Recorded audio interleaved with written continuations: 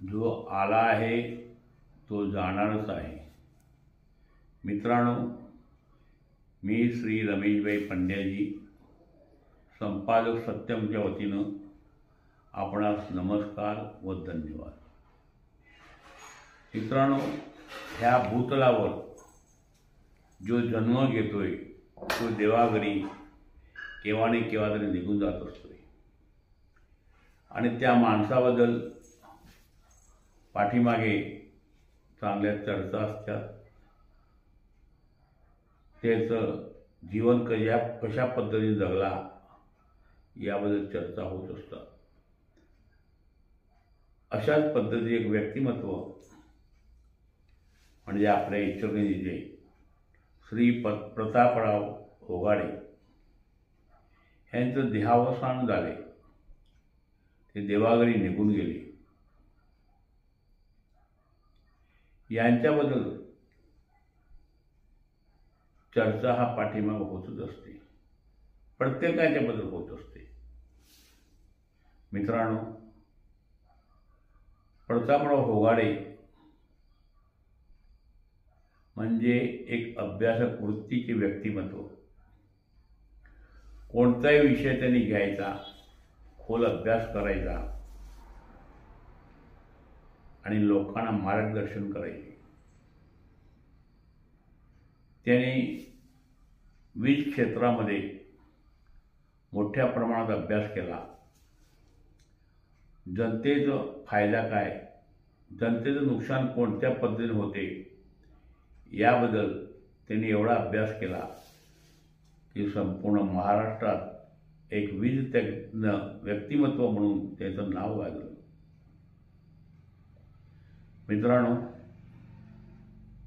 त्यांच्या सामाजिक कामाबद्दल बोलायचं झालं, त्यांच्या राजकारणामध्ये बोलायचं झालं तर जनतेसाठी, जनतेच्या भल्यासाठी किंवा लोकांचे प्रश्न सोडविण्यासाठी आपल्याला न पटलेले विचार असतील पण असं व्यक्तिमत्व काम करत असेल तरीसुद्धा त्यांना त्यांनी सोबत घ्यायचे आणि त्या कामात जनतेच्या भल्यासाठी भागीदारी करायची.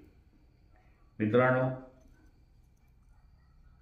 मला बी त्यांच्यावर एक आलेला चांगला अनुभव की ज्यावेळी इचलकरंजी शहराचा गाळेधारकाचा प्रश्न संपूर्ण महाराष्ट्रभर गाजत होता त्यावेळी त्यांचे कार्यकर्ते व आमच्या संघटनेचे कार्यकर्ते प्रश्न सोडविण्यासाठी झटत होते. समाजवादी प्रबोधिनीमध्ये मी ज्यावेळी पत्रकार आणि गाळेधारकांचा एक कार्यक्रम ठेवला त्यावेळी त्यांनी आपल्या भाषणात म्हणाले, दुसऱ्यांचं कौतुक करणं हे बी ज्याला जमते असं व्यक्तिमत्व म्हणजे होगाडे.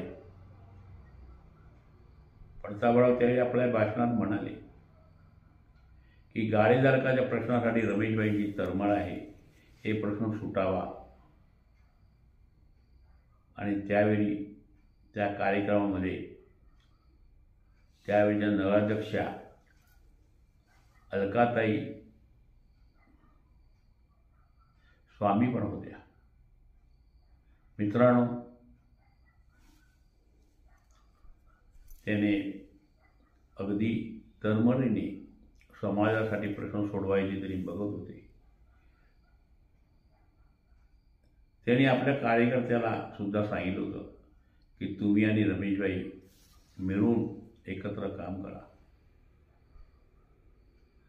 हा त्यांच्या मनाचा मोठेपण होता. फक्त त्यांची तळमळ होती की प्रश्न हा सुटायला पाहिजे. अशा व्यक्तिमत्वाला